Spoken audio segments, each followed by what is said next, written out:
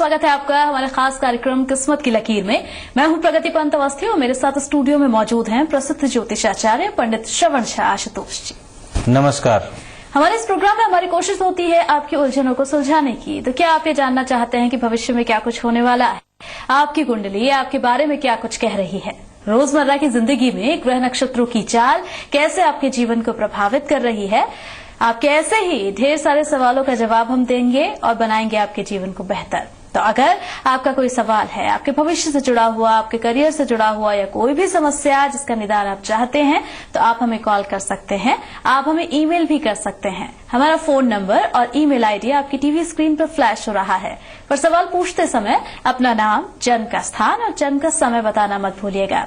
चलिए कार्यक्रम की शुरुआत कर रहे हैं। सबसे पहले पंडित जी से ये जानते हैं कि आज आपके सितारे आपके लिए क्या कुछ लेकर आए हैं।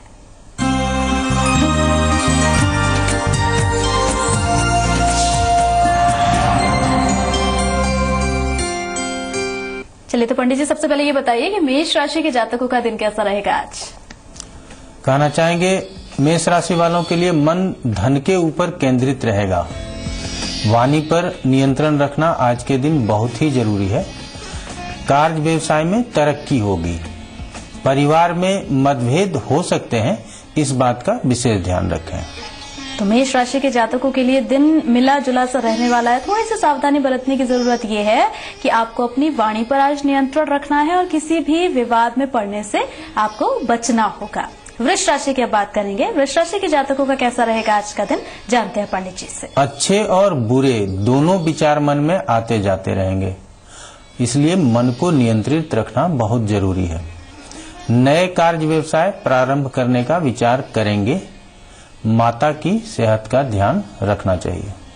तो वृष राशि के जातकों को सावधानी ये बरतनी है कि माता की सेहत का ख्याल रखने की जरूरत है और साथ ही साथ अपने कार्य क्षेत्र पर थोड़ा सा ध्यान देने की आज के दिन जरूरत होगी। मिथुन राशि की अब बात करेंगे।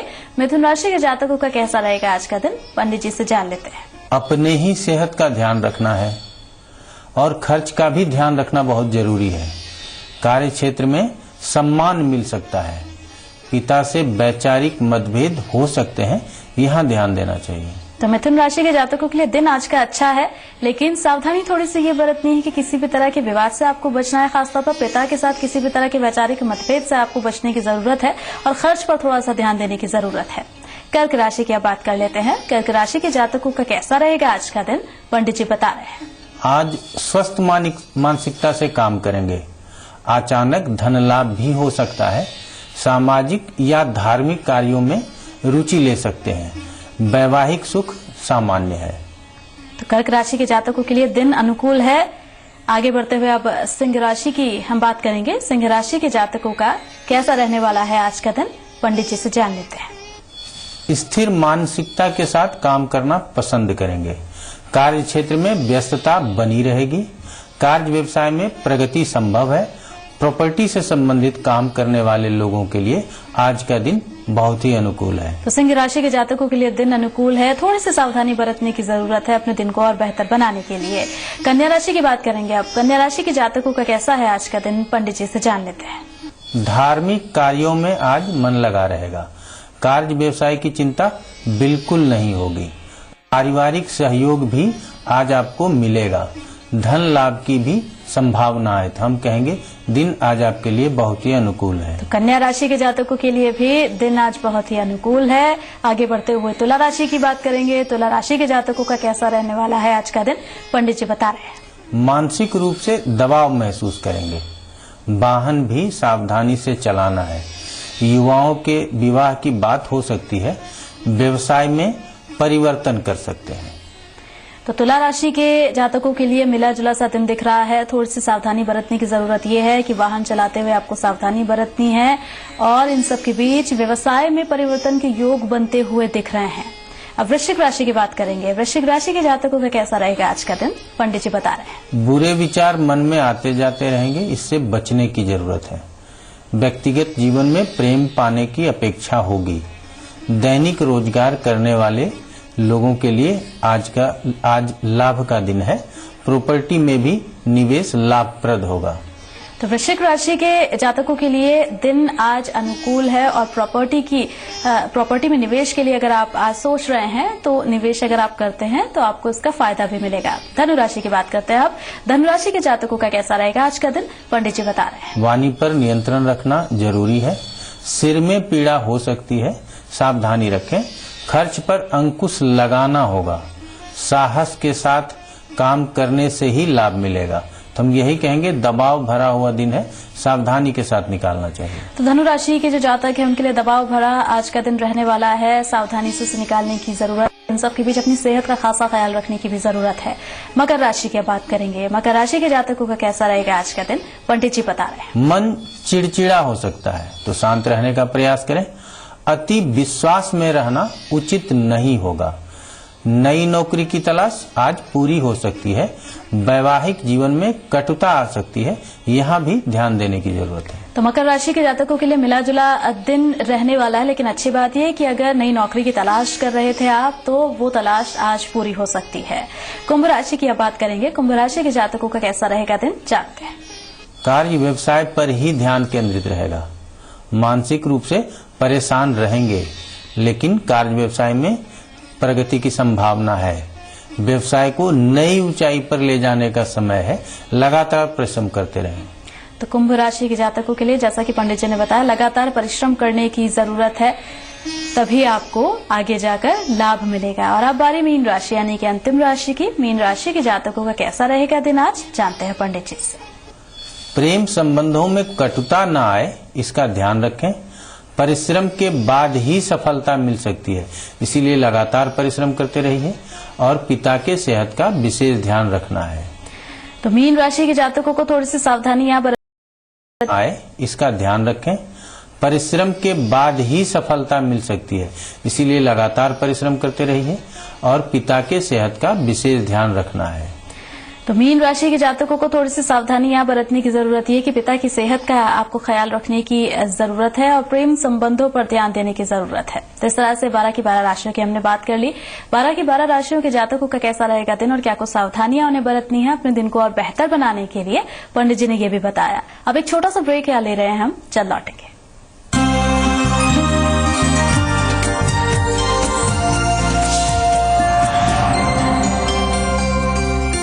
Tonight on Z Marudhara, रात 10 बजे 10 में दिन भर की तमाम खबरों से आपके लिए 10 अहम खबरें। रात 10:30 बजे तफ्तीश में हर गुनाह और गुनाहगार के परत दर परत खुलते हैं राज। रात 11 बजे दिन भर में राजनीति, खेल, मनोरंजन और व्यापार, दिन भर की खबरों का पूरा संसार। रात 11:30 बजे द वर्ल्ड टुनाइट में दुनिया भर का हाल, खबरों से जुड़े सभी अहम सवाल। जी मरुधरा, मेरी शान मेरा अभिमान। मुझे एयरलाइन में करियर बनाने की ख्वाहिश थी, पर मेरे दुबले शरीर के कारण रिजेक्शन होते रहा। न्यूट्रीगेन के इस्तेमाल से I am working with an international airline. Fit शरीर पाने के लिए Ayurveda Nutrigen.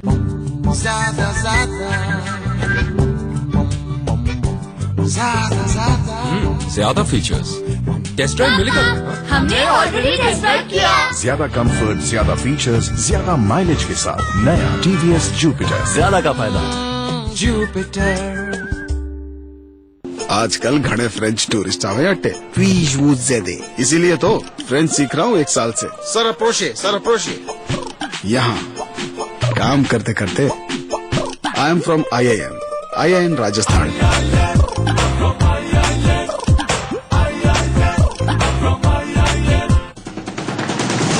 All new star city plus, इसका डिजाइनर स्टाइलिंग आपको बना दे star.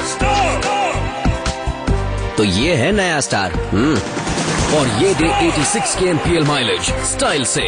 TVS star city plus, style का नया स्टार। लेडीज का दिलचस्प लाइफस्टाइल, किटी पार्टीज के मजेदार खेल, हेल्दी गेट टुगेदर्स के चटपटे किस्से। देखिए लेडीज क्लब में शनिवार और रविवार दोपहर 2:30 बजे सिर्फ जी मरुधरा पर।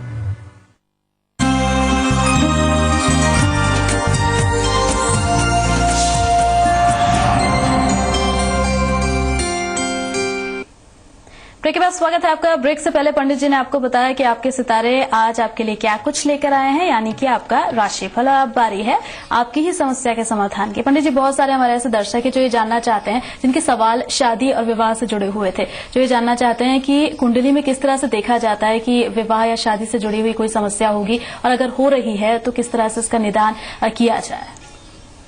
चलिए, ये समस्या अभी बहुत अधिक है कि विवाह की बात होती है लेकिन विवाह पक्की नहीं होती। हम प्रेम करते हैं लेकिन हम शादी नहीं कर सकते, अर्थात हमारा विवाह टूट जाता है और प्रेम संबंध भी टूट जाता है। हम कहेंगे कि प्रेम संबंध और सगाई दोनों के लिए हम 5वां स्थान देखते हैं, विवाह के लिए 7वां भाव देखना चाहिए।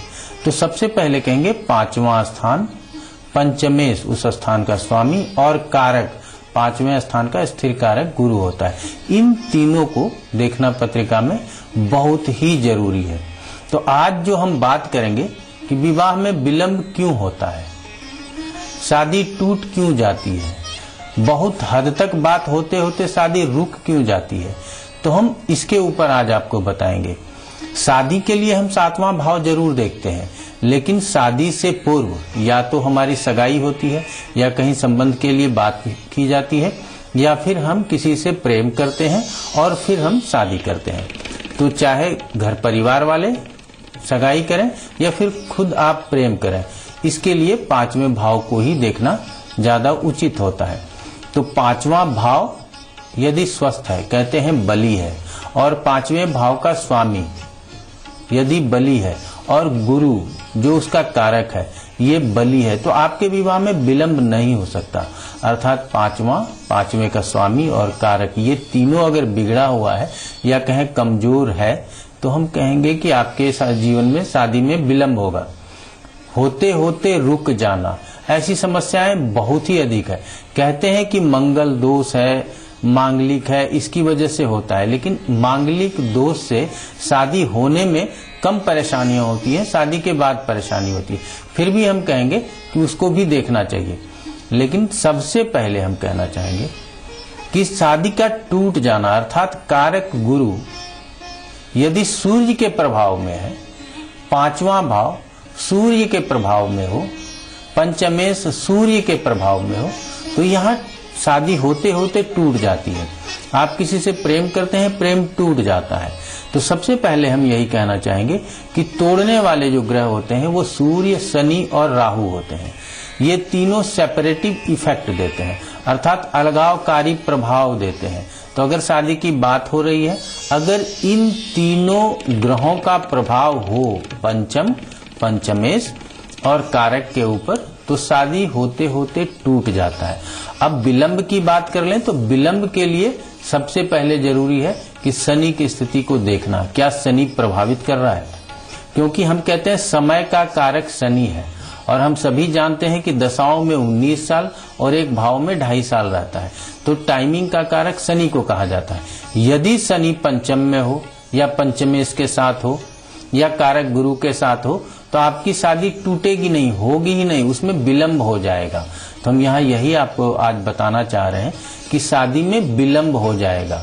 अब क्या है कि ये तो ग्रहों के अनुरूप हम आपको बताए, उसी के अनुरूप हम बताना चाहेंगे कि अगर मंगल केतु की दृष्टि हो या मंगल केतु के साथ हो, तो शादी लगी और टूटी, लगी और टूटी, अर्थात आपको बहुत प्रयास करना पड़ेगा, तब जाकर के कहीं शादी संभव होता है। तो यहाँ दूसरा चीज और बताना चाहेंगे कि अब 5वां और पंचमेश और कारक ये तीनों यदि 6, 8, 12 भाव में गए हों, इसको दुख स्थान कहते हैं, इसको हम त्रिक स्थान कहते हैं।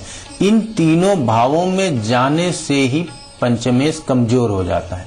यदि कारक भी वहां चले गए हों या फिर उन भावों के स्वामी के साथ युत हो, किन भावों के, 6ठे, 8वें और 12वें भाव के स्वामी के साथ, एक विलंब देता, किसी न किसी कारण से उलझा देता है, दूसरा बनी बनाई शादी तोड़ देता है या बना बनाया सगाई तोड़ देता है, और तीसरा असमंजस की स्थिति में रखता है। तो ये 3 कारक होते हैं 6ठे, 8वें और 12वें से। एक और भी कारण है जो 7वें स्थान से हम बताना चाहेंगे कि यदि सप्तमेश अपने स्वस्थान से 9वें स्थान पे हो, तो भी शादी में विलंब होता है। हम यहाँ ये बताना चाहेंगे कि लोग 7वें से ही हमेशा सगाई को देखते हैं, लेकिन नहीं, शादी को हम देखें, शादी, दाम्पत्य सुख, विवाह का सुख, लड़का कैसा होगा, लड़की कैसी होगी, ये सब देखने के लिए जरूर 7वां देखना चाहिए। लेकिन हमारे विवाह में विलंब हो रहा है, हमारा विवाह टूट जाता है, हम प्रेम संबंध रखते हैं लेकिन वो संबंध लंबा नहीं चलता, तो क्या आपका 5वां अशुभ ग्रहों से पीड़ित है, पंचमेश अशुभ ग्रहों से पीड़ित है, या फिर 6, 8, 12 में गया है, या 5वां स्थान पाप कर्तरी में है? अगर ये कारण है तो निश्चित रूप से आपके शादी में विलंब होगा, अकारण शादी टूट जाएगी। तो हम मंगल दोष को भी यहाँ लेते हैं कि अगर मंगल दोष भी, या फिर कहें मंगल, कह लेते हैं कि 12वें स्थान में मंगल है और उसके साथ हमारा पंचमेश भी हो गया, तो वहां पे हमारे शादी को विलंब कराएगा।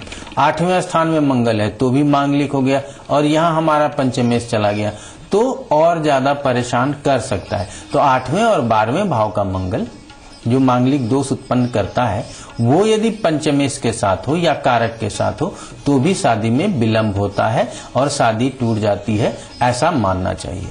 अच्छा पंडित जी, जैसे कि आपने बताया कि ये कारक हैं जिनकी वजह से विवाह में विलंब होता है, मांगलिक दोष का भी आपने जिक्र किया, तो क्या कुछ इसके उपाय हो सकते हैं? किस तरह से बचा जा सकता है? किस तरह से विवाह शीघ्रातिशीघ्र हो सके?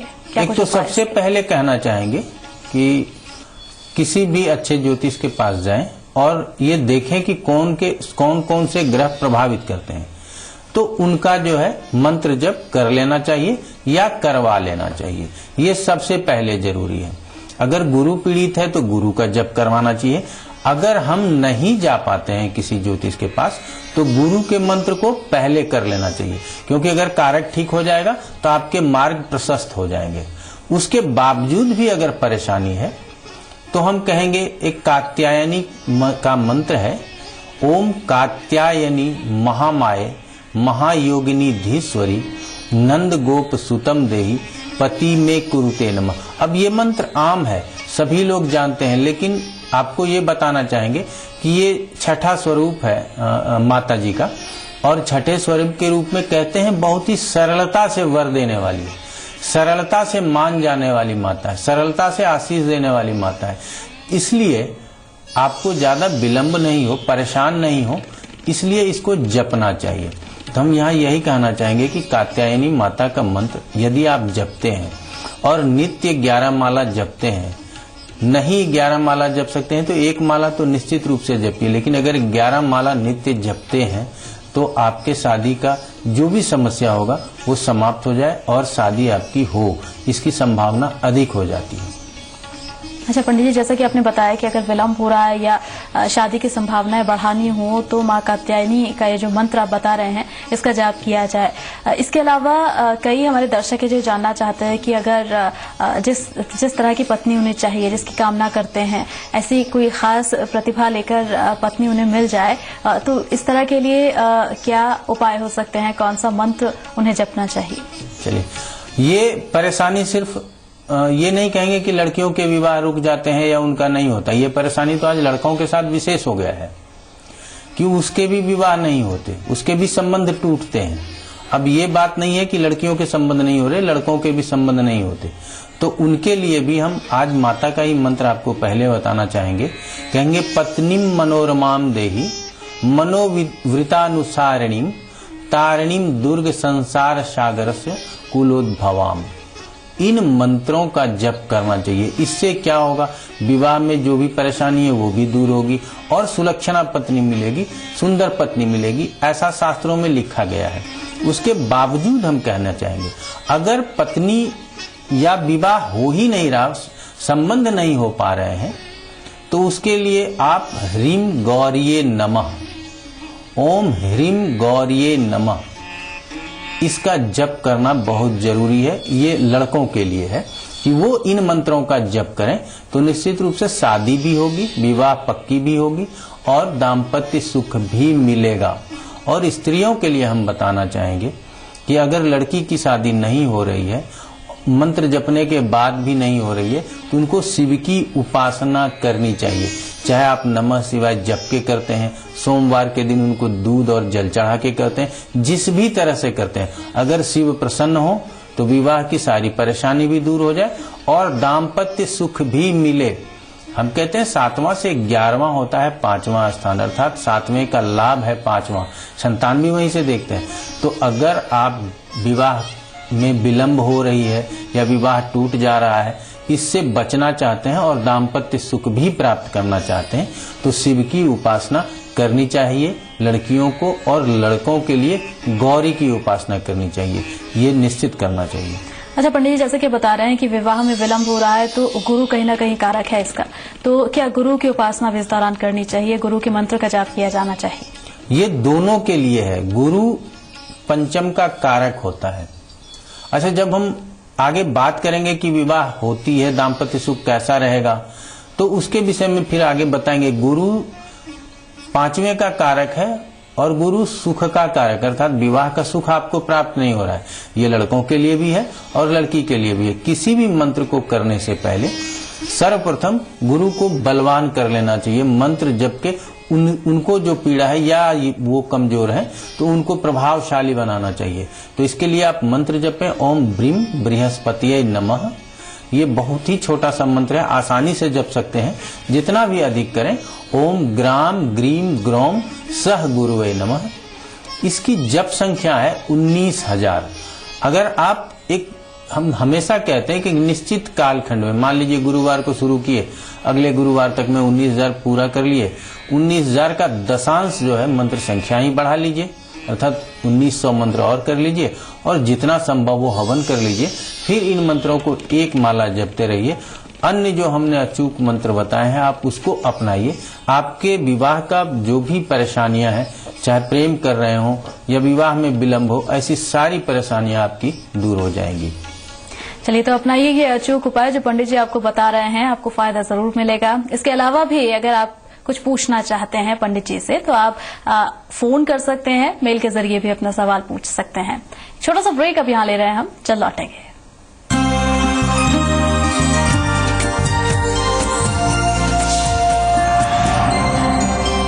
देश और प्रदेश की तमाम अहम खबरें, राजनीतिक गलियारों की, व्यापार जगत की, खेल के मैदान की खबरें, शहरों की, गांवों की, भीड़ भरे चौराहों की, रिपोर्टर्स की जुबानी, ग्राउंड जीरो से देखिए सिर्फ खबर 24 घंटे लगातार।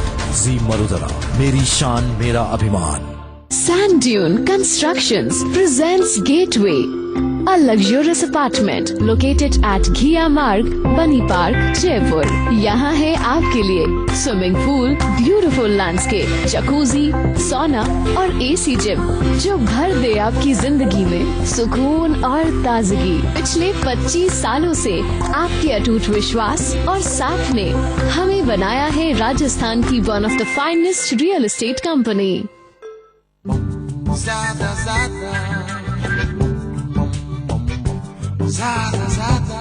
ज्यादा फीचर्स, टेस्ट ड्राइव मिलेगा। हमने ऑलरेडी टेस्ट ड्राइव किया। ज्यादा कंफर्ट, ज्यादा फीचर्स, ज्यादा माइलेज के साथ नया TVS जुपिटर। ज्यादा का फायदा। ओए पुत्र, चल इधर आ। ओए पैर दबा। सिर्फ एवरेस्ट छोले मसाला में है 25 शुद्ध मसालों का सही मिश्रण। बहू, छोले भरे, बहू देखना अपना पुत्र एक दिन तेंदुलकर बनेगा। टेस्ट में बेस्ट, मम्मी और एवरेस्ट।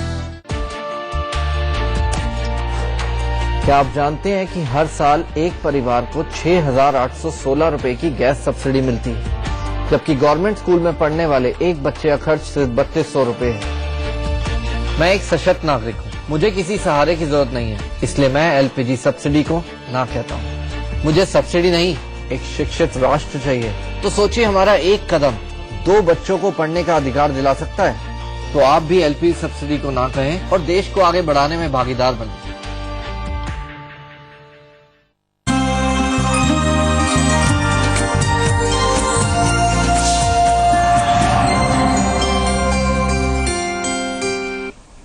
ब्रेक के बाद स्वागत है आपका, और अब बारी हमारे खास सेगमेंट की जिसमें हमारी कोशिश होती है अंधविश्वास को दूर करने की।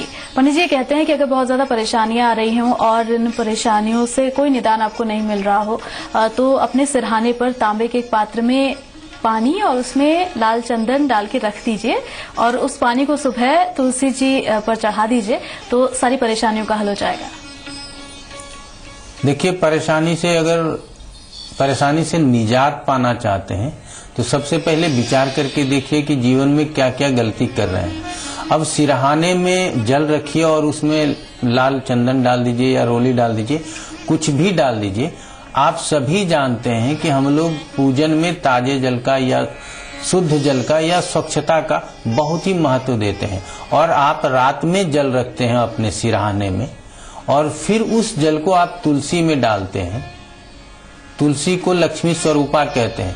तो क्या आपकी परेशानी दूर होगी, ये आप खुद समझ सकते हैं। जब स्वच्छता के लिए, स्वच्छता से धन आती है, तो आप रात का बासी पानी और उसमें रात में रोली डाल दिए।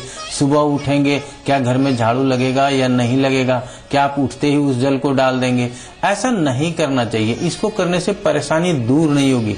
रोज अपने जीवन को करेक्ट कीजिए, हो सकता है कि आपकी परेशानी दूर हो जाए। अगर परेशानी ही दूर करनी हो तो विष्णु की आराधना कीजिए, निश्चित परेशानी दूर होगी। चलिए पंडित जी, बहुत बहुत शुक्रिया आपका भी धन्यवाद कि आप हमारे स्टूडियो में आए, हमारे दर्शकों को इतनी सारी जानकारियां दी। इस उम्मीद के साथ कि आप सभी दर्शकों को भी हमारा कार्यक्रम पसंद आया होगा। इजाजत दीजिए, नमस्कार। नमस्कार।